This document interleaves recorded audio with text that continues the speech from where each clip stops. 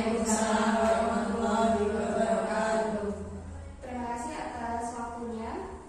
Selamat pagi, Ustaz. Ngarsa Sungtulodo di depan menjadi contoh panutan.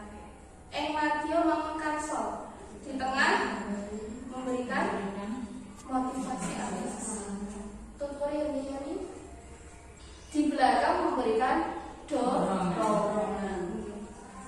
Nah, ini dasar pendidikan Ki Hajar Dewantara adalah menuntun segala kekuatan kodrat yang ada pada anak agar mereka mencapai keselamatan dan kebahagiaan yang setinggi-tingginya, baik sebagai manusia maupun anggota masyarakat. Maksudnya apa? Tugas kita ini sebagai guru hanya menuntun. Jadi sejatinya manusia itu sudah punya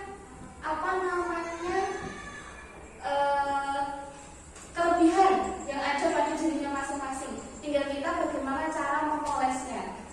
Terkadang ada orang tua yang seperti ini, Ustazah, anak saya itu sudah tak leskan matematika. Di sekolah ya gurunya sama, tapi nilainya kok yuk aja, cuma 30 saja. Sedangkan anak yang B, ya nggak pernah les, sekolah saja, tapi nilainya bagus.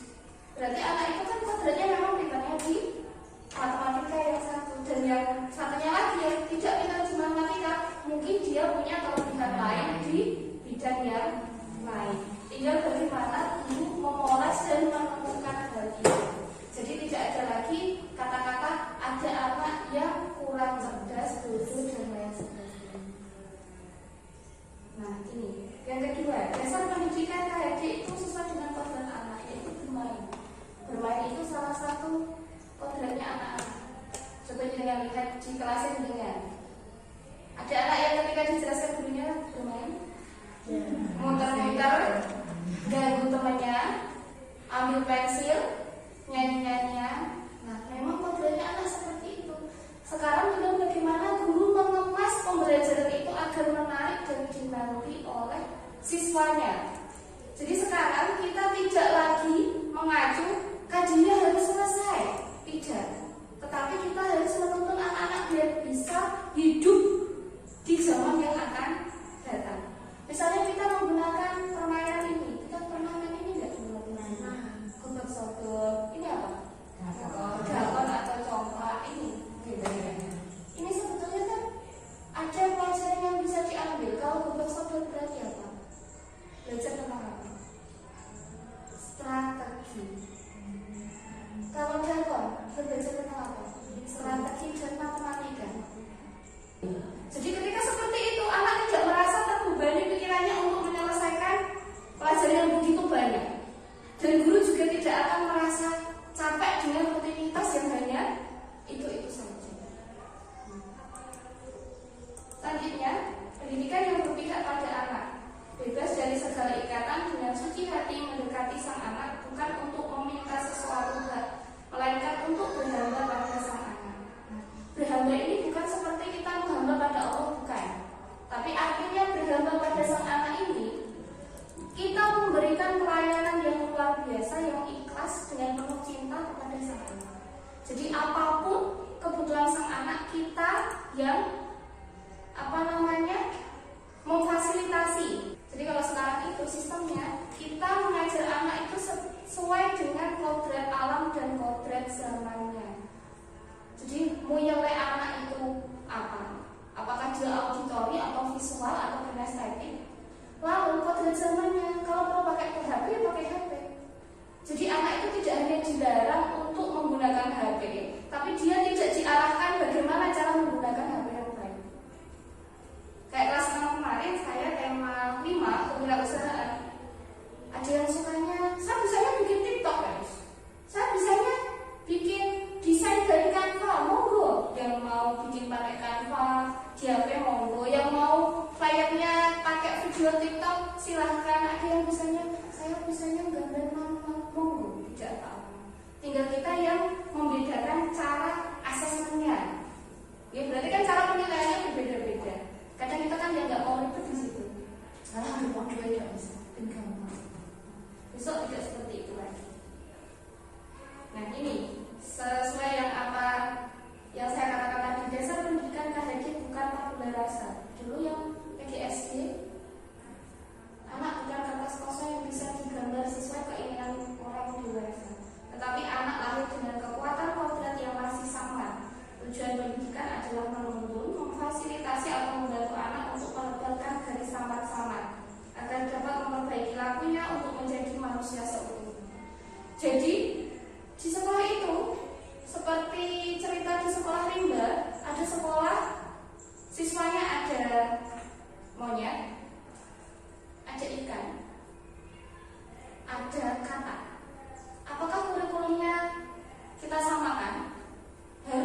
berenang semua seperti itu misalnya.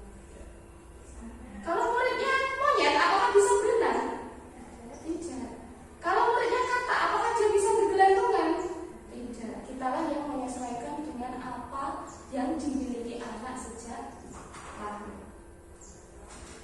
Ini dasar pendidikan KHD adalah budi pekerti, watak, karakter.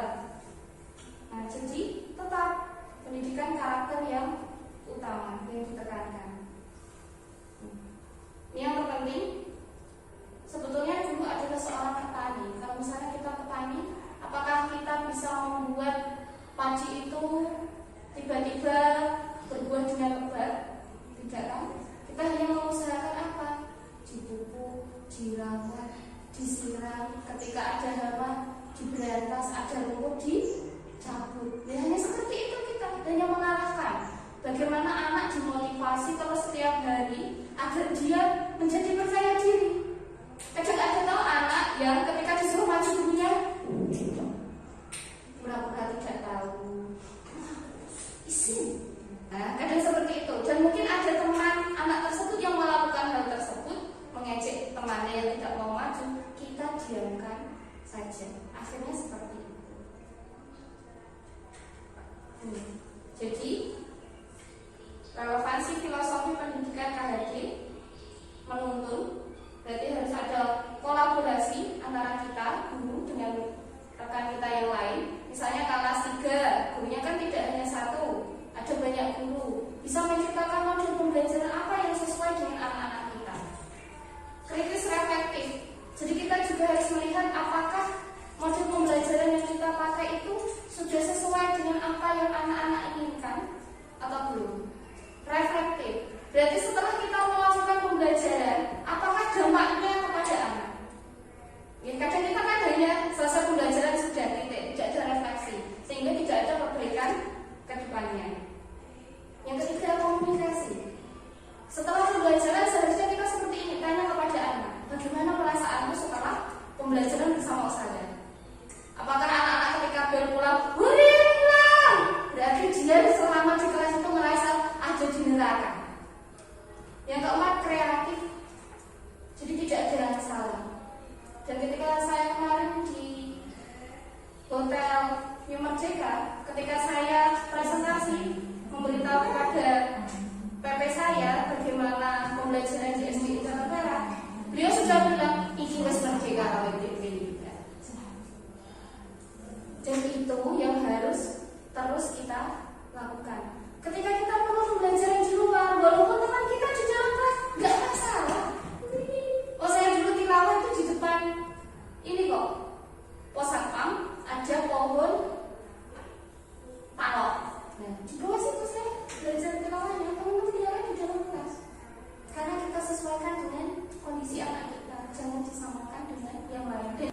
Ada fasilitas sekolah, misalnya ada gazebo di barat, ustazah Nafis mau murojaah sama anak-anak di sana, boleh digunakan. Mau pembelajaran olahraga di sana ada jogging track walaupun ala kadernya bisa dipakai. Tidak harus di satu tempat atau di dalam kelas. Harus selalu inovatif. Harus ada sesuatu yang baru setiap waktu. Ketika anak sudah merasa senang, bisa apa lagi ya ustazah Tari, apalagi ustazah Fira, apalagi ustazah Zumi, berarti jenengan merasa tertantang. Iya Yosef, pembelajaran seperti apa ya yang membuat anak-anak itu suka ketika saya masuk ke kelasnya. Pendidikan yang menuntun masa kini, kolaboratif, reflektif, kritis. Nanti ketika kedepannya hasilnya anak-anak penuh dengan kasih sayang, hati yang bersih, jujur, dan akhirnya menjadi orang yang selamat dan bahagia. Sudah ya tadi. Lalu bagaimana profil seorang guru yang baik itu seperti apa? Berarti ini mandiri yang pertama. Apa mandiri itu? Punya motivasi dari dalam diri sendiri, tidak ikut-ikutan. Ya, ketika yang lainnya keruh kita tidak ikut keruh. Ketika yang lainnya berbau, kita juga berbau, tapi tidak bercampur. Ketika yang lainnya kena polusi, kita tidak terkena polusi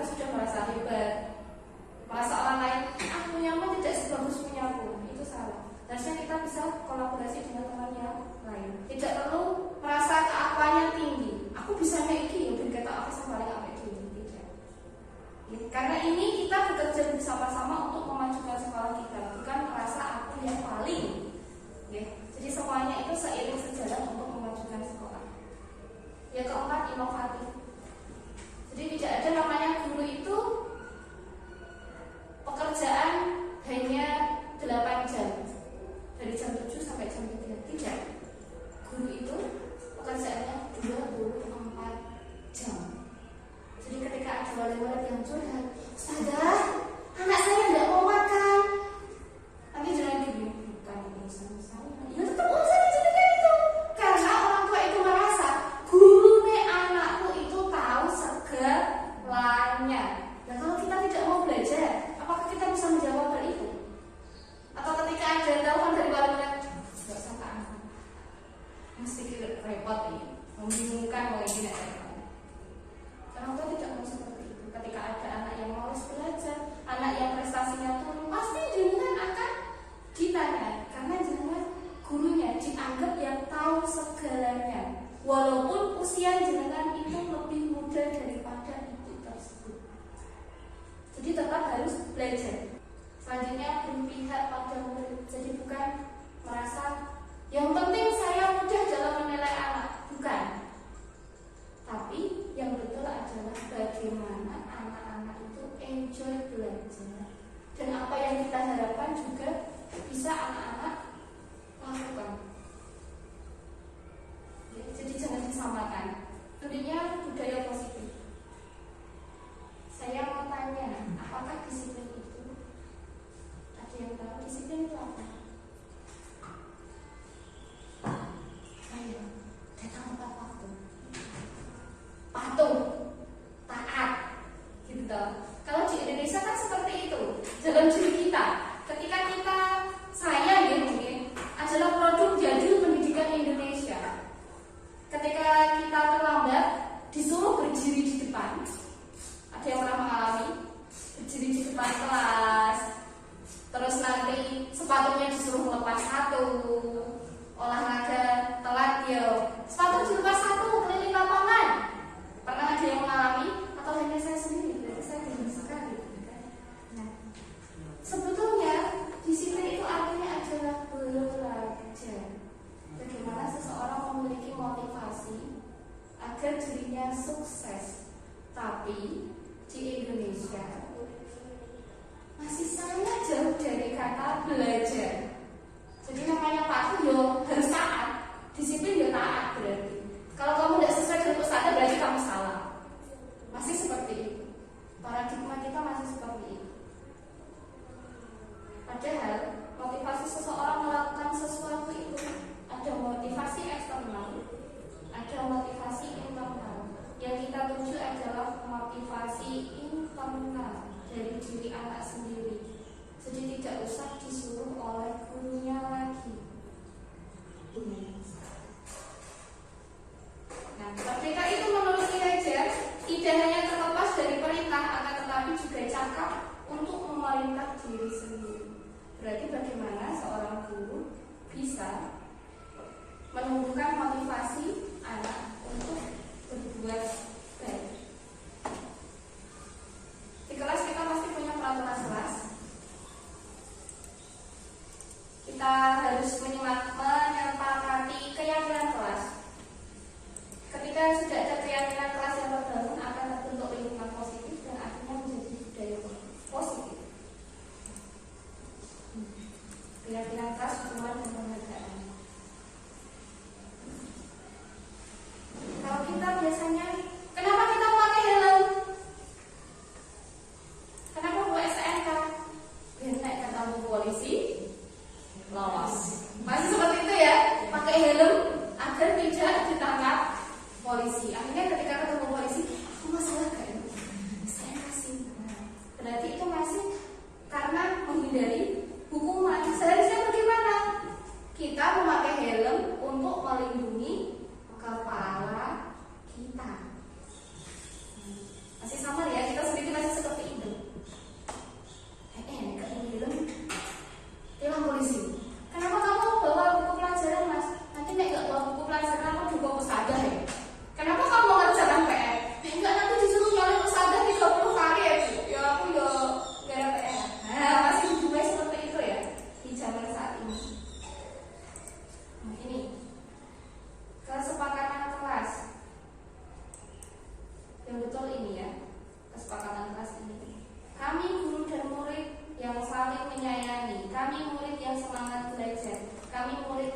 peduli dengan teman-teman. Jadi bukan peraturan, tapi keyakinan. Yang melakukan siapa?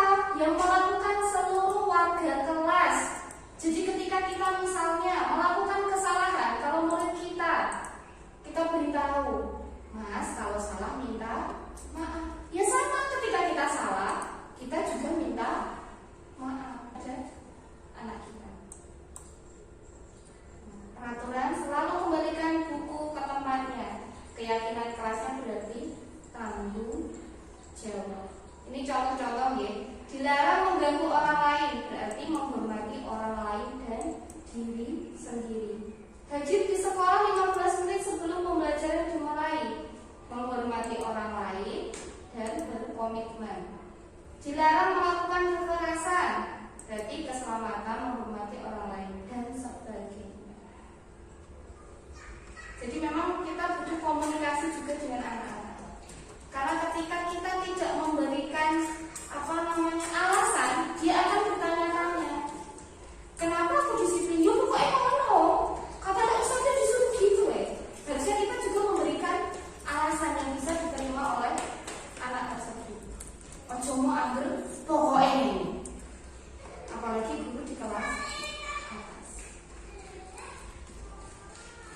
Ini mencatat 100 kali di dalam buku. Kalimat saya tidak akan terlambat lagi karena terlambat ke sekolah. Ini termasuk hukum.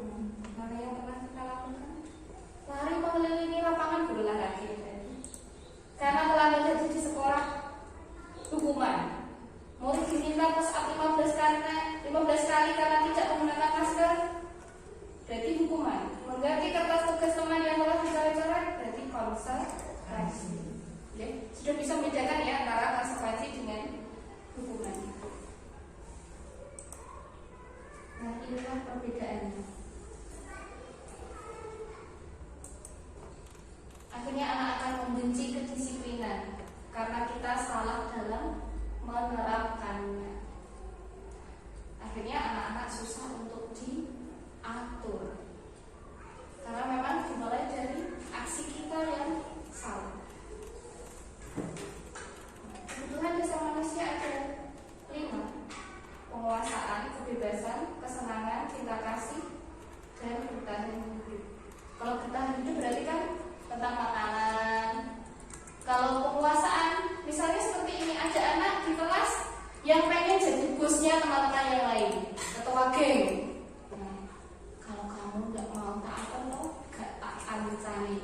Nah, itu berarti dia ini menguasai temannya. Kalau kebebasan, berarti ya terserah dia mau belajar dengan sistem apa. Mau dia sambil nyanyi-nyanyi di kelas misalnya, mau sambil teriak-teriak, nah itu tentang kebebasan. Kesenangan, ono sing kotekan, ono sing dosa. Nah itu mungkin karena ya pembelajaran kita itu boring, tidak menyenangkan, jadi anak-anak juga merasa tidak nyaman. 5 posisi kontrol. Tapi ketika ada tugas 5 posisi kontrol, yang paling bagus adalah menjadi manajer. Contoh paling sederhana adalah ketika siswa kita tidak mau makan snack. Pernah mengalami? Nah, di situ kita tanyakan, apakah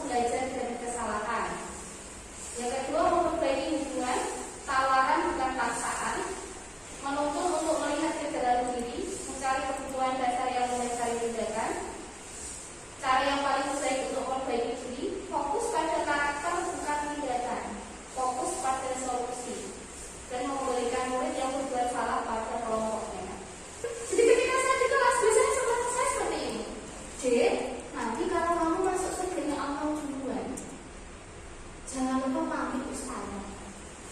Bilang sama Allah. Dulu Ustazah itu yang suka marah-marah itu ya Allah. Pernah ngajarin aku surah ini, pernah ngajarin aku tentang sholat. Bilang sama Allah kayak gitu. Karena kita tidak tahu, bukan posisi kita sekarang. Tidak ada jaminan kita masuk surganya Allah duluan kan? Siapa tahu orang yang berkele itu yang malah masuk duluan. Jadi jangan anggap sepele doa-doa anak-anak. Setiap pulang kita juga akan anak. Dan ketika ketemu dengan orang, doakan mereka juga. Pasti nanti juga budaya positif seperti itu akan ngefek ke anak-anak. Nah, ini yang sedikit dari restitusi tadi. Ini yang terakhir yang bisa kita lakukan jika kita tidak punya waktu untuk mengubah anak. Apakah kamu ingin berbuat lebih baik? Kata-katanya diperhatikan. Yang sampai kita bilang, kamu ini memang anak yang susah dikasih tahu. Ini dikandani sesok kadang kita kan seperti itu ya. Karena pekerjaan kita yang